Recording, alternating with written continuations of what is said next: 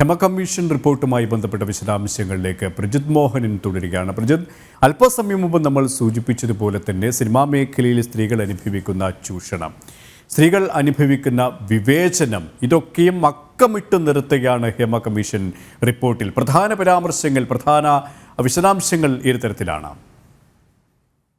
Cinema മേഖലയിലെ സ്ത്രീകൾ അനുഭവിക്കുന്ന പ്രശ്നങ്ങളെ കുറിച്ച് പഠിച്ച 233 പേജുകളുള്ള റിപ്പോർട്ടാണ് സാംസ്കാരിക വകുപ്പ് പുറത്തുവിട്ടത്.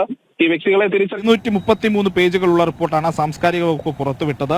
ഈ വ്യക്തികളെ തിരിച്ചറിയുന്ന വിവരങ്ങൾ ഒഴിവാക്കി സിനിമാ മേഖലയിലെ മറ്റു വിവരങ്ങളാണ് പുറത്തു വന്നിട്ടുള്ളത്.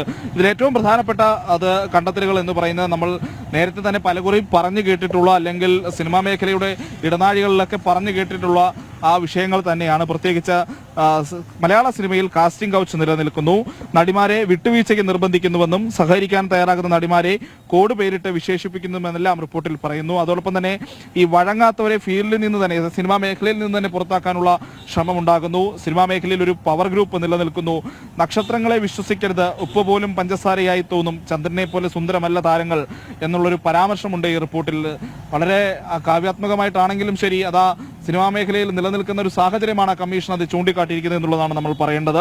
മലയാള സിനിമയിൽ കാസ്റ്റിംഗ് കൗച്ച് നിലനിൽക്കുന്നു. നടന്മാർ ഹോട്ടലുകളിൽ നടിമാരുടെ വാതിലുകളിൽ മുട്ടുന്നു, തുറന്നില്ലെങ്കിൽ വാതിലുകളൊക്കെ അടിച്ചു പൊട്ടിക്കുന്നത് പോലെയുള്ള രീതിയിലേക്ക് പോകുന്നു, കിടക്ക പങ്കിടാൻ നിർബന്ധിക്കുന്നു. അങ്ങനെയുള്ള ഒട്ടനവധി പരാമർശങ്ങളുണ്ട്. എന്തായാലും ഒരു സിനിമാ സെറ്റിൽ സ്ത്രീകൾക്ക് ഒറ്റയ്ക്ക് പോകാൻ പോലും പറ്റാത്ത അവസ്ഥ നിലനിൽക്കുന്നുണ്ട് എന്നുള്ളതാണ് മറ്റൊരു പ്രധാനപ്പെട്ട കാര്യം.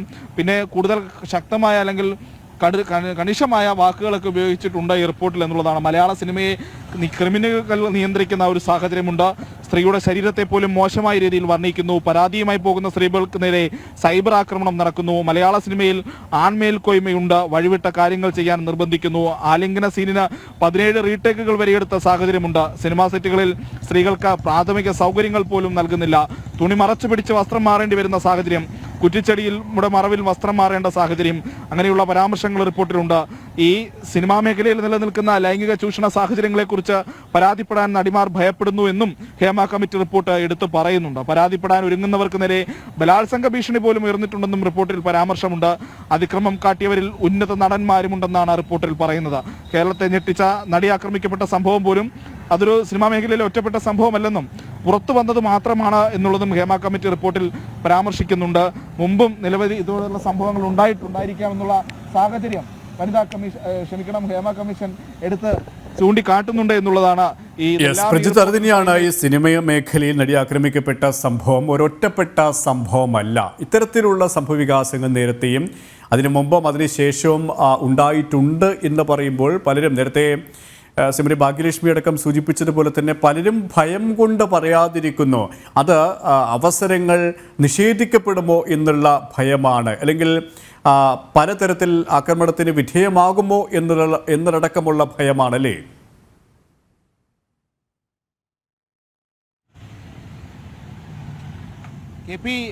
അടിസ്ഥാനപരമായി നമ്മൾ എടുത്തു പറയേണ്ട ഒരു കാര്യം, സ്ത്രീവിരുദ്ധം നിലനിൽക്കുന്ന എല്ലാ മേഖലകളിലും എല്ലാ രംഗങ്ങളിലും ഈ രീതിയിലുള്ള ഭയപ്പെടുത്തലുകൾ തന്നെയാണ് സ്ത്രീകൾക്കെതിരെ ഉണ്ടാകുന്നത്. പ്രത്യേകിച്ച് ഈ ഒരു ജോലി സ്ഥലത്ത് അല്ലെങ്കിൽ തങ്ങൾ ശോഭിക്കുമെന്ന് കരുതി പ്രതീക്ഷയോടെ എത്തിച്ചേരുന്ന ഒരു മേഖലയിൽ, ആ മേഖലയിൽ നിന്ന് പൂർണ്ണമായി അല്ലെങ്കിൽ വർഷങ്ങളുടെ അധ്വാനം, വർഷങ്ങളുടെ കഠിനാധ്വാനം ആ ഒരു തലത്തിലേക്ക് ഉയർന്നു വരാൻ വേണ്ടി നടത്തിയിട്ടുള്ള പരിശ്രമങ്ങൾ, അതിനെയെല്ലാം ഒരു നിമിഷം കൊണ്ട് ഇല്ലാതാക്കാൻ കഴിവുള്ള അത്രയധികം പ്രബലന്മാരായ, അത്രയധികം കരുത്തന്മാരായ ആളുകളുടെ മുന്നിൽ ഒരുപക്ഷെ തോറ്റുകൊടുക്കുകയല്ലാതെ, വഴങ്ങിക്കൊടുക്കുകയല്ലാതെ വഴിയില്ലാതെ പോകുന്ന ഒട്ടനവധി പേരുണ്ടാകാം.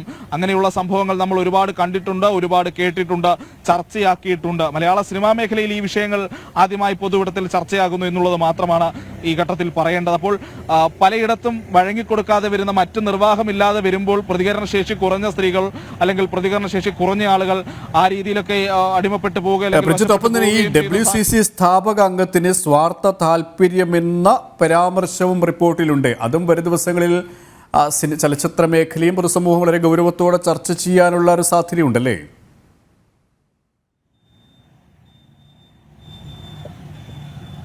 ഉണ്ട്. കാരണം WCC തുടങ്ങിയ സമയത്ത് അതിൽ ഒട്ടനവധി അംഗങ്ങൾ ഉണ്ടാകുകയും അവർ വളരെ വിഷയങ്ങളിലും വളരെ വലിയ നിലപാടുകൾ എടുക്കുകയും മാധ്യമങ്ങളുടെ മുന്നോട്ട് വരികയും വലിയ രീതിയിലുള്ള സ്റ്റേറ്റ്മെന്റുകളൊക്കെ നടത്തുകയും ചെയ്യുന്ന സാഹചര്യമുണ്ട്. അതിനെ തുടർന്ന് അവർക്ക് വലിയ രീതിയിലുള്ള സൈബർ ബുള്ളിയിങ് ഒക്കെ നേരിട്ടേണ്ടി വന്നു എന്നുള്ളതും യാഥാർത്ഥ്യമാണ്. അപ്പോൾ അതിനുശേഷം അതിൽ ഒരാൾ ഈ റിപ്പോർട്ടിൽ പറയപ്പെടുന്ന പരാമർശങ്ങൾ അനുസരിച്ച് ഒരാൾക്ക് മാത്രം മലയാള സിനിമയിൽ തുടർന്നും അവസരങ്ങൾ നിരവധിയായി ലഭിച്ചു.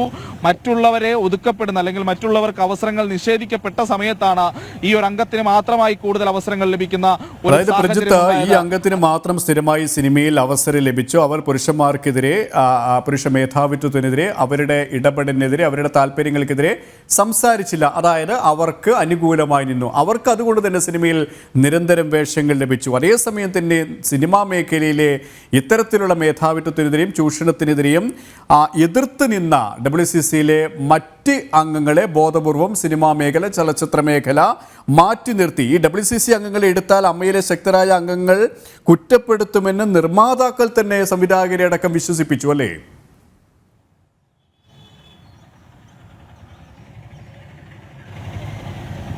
അങ്ങനെയാണ് KP റിപ്പോർട്ടിൽ പറയപ്പെടുന്നത്. അംഗങ്ങളുടെ മൊഴികളിൽ നിന്ന് കമ്മീഷന് ബോധ്യമായ കാര്യം എന്ന നിലയിലാണ് രേഖപ്പെടുത്തിയിരിക്കുന്നത്. അതായത് ഒരു പ്രജിത്തിലേക്ക് എത്താം.